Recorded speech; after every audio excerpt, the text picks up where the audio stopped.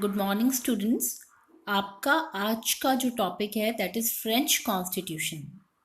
French constitution में आप पढ़ेंगे president of fifth Republic, election of the president and powers and functions of the president. President of fifth Republic ये mention करता है कि fifth Republic में प्रेसिडेंट को कुछ अलग पावर्स दी गई थी जो कि फोर्थ रिपब्लिक तक प्रेसिडेंट के पास नहीं थी। So to be continued with the president of France. आपका आज का जो टॉपिक है वो प्रेसिडेंट।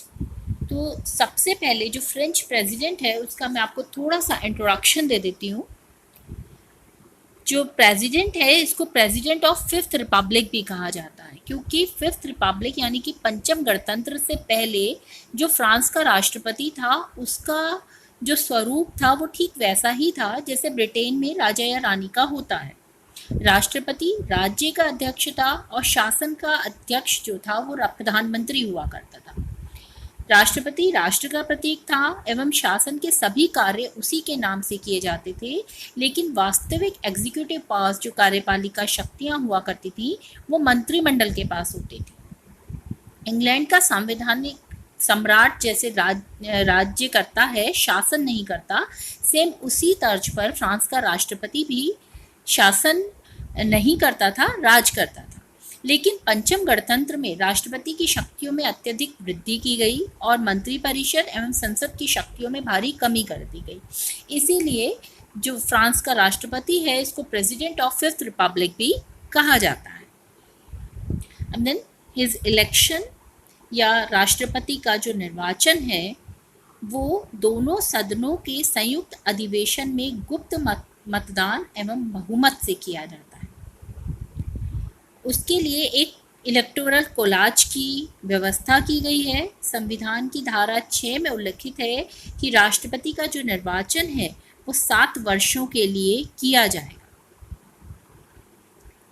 इलेक्टोरल कोलाज की व्यवस्था की जाती है एवं ये स्पष्ट है कि राष्ट्रपति का निर्वाचन 7 वर्षों के लिए किया जाएगा और संविधान की में जो व्यवस्था की गई है उसमें राष्ट्रपति के चुनाव हेतु निर्वाचन मंडल में जो सदस्य हैं उनमें संसद के दोनों सदनों यानी कि राष्ट्रीय सभा और सीनेट के कुल सदस्यों की भागीदारी, दूसरा समस्त मंडलों के परिषदों के सदस्य, तीसरा समुद्र पारी अधिकृत देशों के सीमाओं के सदस्य और नगरपालिका परिषदों के निर्वाचित प्रतिनिधियों को शामिल किया जाता है।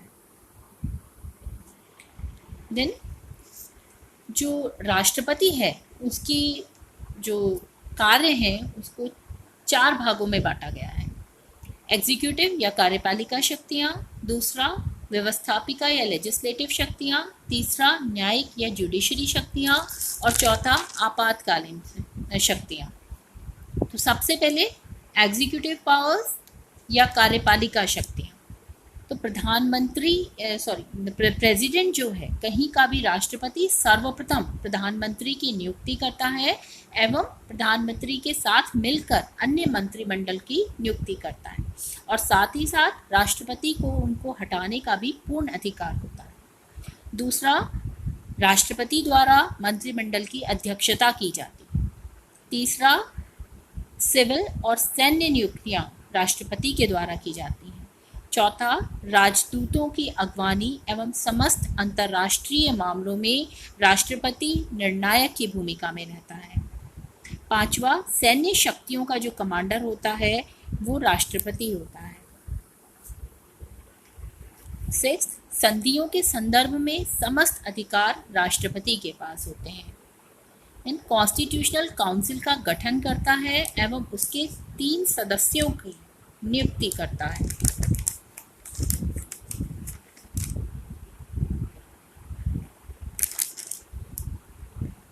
Appoints 3 members in the president of the constitutional council. जो अभी मैंने आपको बताया कि कॉन्स्टिट्यूशनल काउंसिल की व्यवस्था करता है, उसको बनाता है और साथ ही साथ उसके 3 मेंबर्स को नियुक्त करता है। एंड जितने भी अंतर्राष्ट्रीय मामले हैं, इंटरनेशनल रिकॉग्नाइजेशन है, वो सब राष्ट्रपति की अध्यक्षता में ही पूर्ण किए जाते हैं। नेक्स्ट इज लेजिस्लेटिव पावर्स या व्यवस्थापिका शक्तियाँ। व्यवस्थापिका के क्षेत्र में राष्ट्रपति को बहुत व महत्वपूर्ण शक्तियां प्राप्त हैं। पहला, राष्ट्रपति किसी भी नियम को अंतिम रूप पारित होने की सूचना सरकार को देने के 15 दिन के अंदर उस नियम को लागू कर सकता है। यानी कि अगर वो अंतिम रूप से पूरी तरह से तैयार नहीं है, तब भी 15 दिन के अंदर राष्ट्रपति अपने अधिकार का प्रयोग करके उसको लागू कर सकता है। संसद को किसी भी नियम पर पुनर्विचार के लिए कह सकता है। राष्ट्रपति दोनों सदनों को संदेश भेज सकता है। उसके संदेश को दोनों सदनों में पढ़ा जाता है, परंतु उस पर वाद विवाद नहीं किया जा सकता।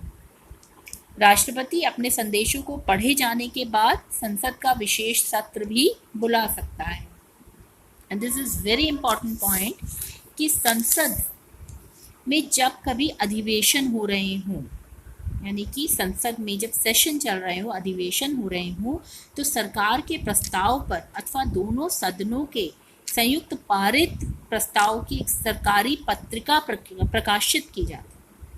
संसद के अधिवेशन के दौरान दोनों सदनों के एक जो दोनों सदनों से जो प्रस्ताव पारित किया जाता है, संयुक्त प्रस्ताव, उसकी एक सरकारी पत्रिका निकाली जाती है।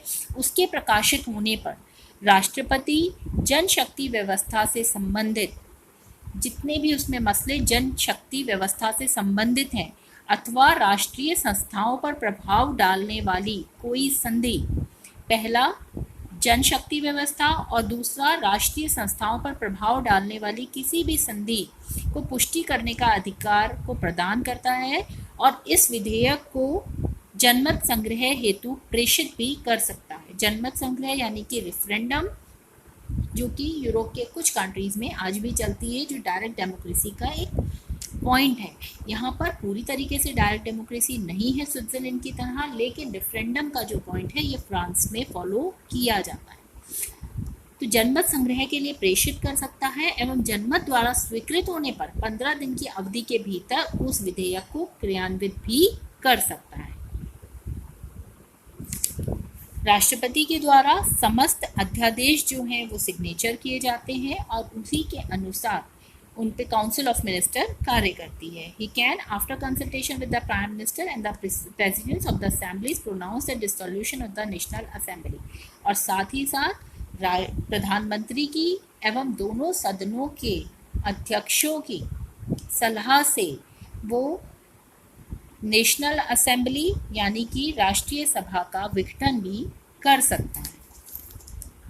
उसके बाद तीसरी शक्तियां आती हैं न्यायिक शक्तियां। तो न्यायिक शक्तियों में संविधान की धारा 64 के अकॉर्डिंग राष्ट्रपति न्यायिक स्वतंत्रता की गारंटी देता है। आर्टिकल 17 के अंतर्गत राष्ट्रपति को क्षमादान, प्रतिलंबन, उच्च न्यायालय परिषद की सभाओं का सभापतित्व एवं 9 सदस्यों को नियुक्त करने का अधिकार दिया गया है। फिर आती है आपातकालीन शक्तियाँ या इमरजेंसी पावर्स। तो article 16 of the 1958 constitution reads as follows: When the institutions of the republic, the independence of the nation and the integrity of its territory or the fulfillment of international commitment are under grave and immediate threat, and when the proper functioning of the constitutional government authority is in interrupt, the President of the Republic shall take the measures demanded by these circumstances after official consultation with the Prime Minister.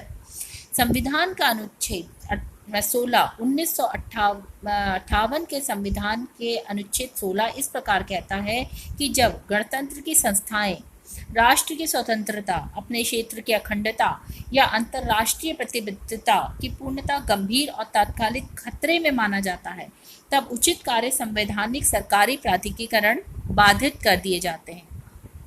गणतंत्र के राष्ट्रपति प्रधानमंत्री के साथ आधिकारिक परामर्श के बाद इन परिस्थितियों का जायजा लेंगे और इन विधानसभाओं के अध्यक्षों और संवैधानिक परिषदों द्वारा उपाय माने जाएंगे, यानी कि समस्त जो शक्तियां हैं वो उस समय प्रेसिडेंट के पास आ जाती हैं। लास्ट जो है इसमें इनको आर्बिटर ऑफ द कॉन्स्टिट्यूशन कहा जाता है, यानी कि संविधान का अध्यक्ष कहा जाता है, क्योंकि समस्त जितनी भी पावर्स हैं 5th रिपब्लिक में ये सब पावर्स प्रेसिडेंट को दे दी गई हैं।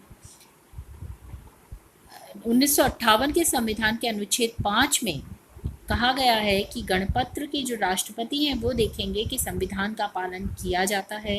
वे अपने मध्यस्थता द्वारा सरकारी अधिकारियों और राज्य के समुदाय के समुचित कार्यों को सुनिश्चित करेंगे। राष्ट्रीय स्वतंत्रता, क्षेत्र की अखंडता और सामुदायिक समझौतों और संधियों के पालन की गारंटी राष्ट्रपति द्वारा दी जाएगी। ये था आपका फ्रांस का राष्ट्रपति, fifth Republic, the president of fifth Republic. Next आप देखेंगे French prime minister. Thank you.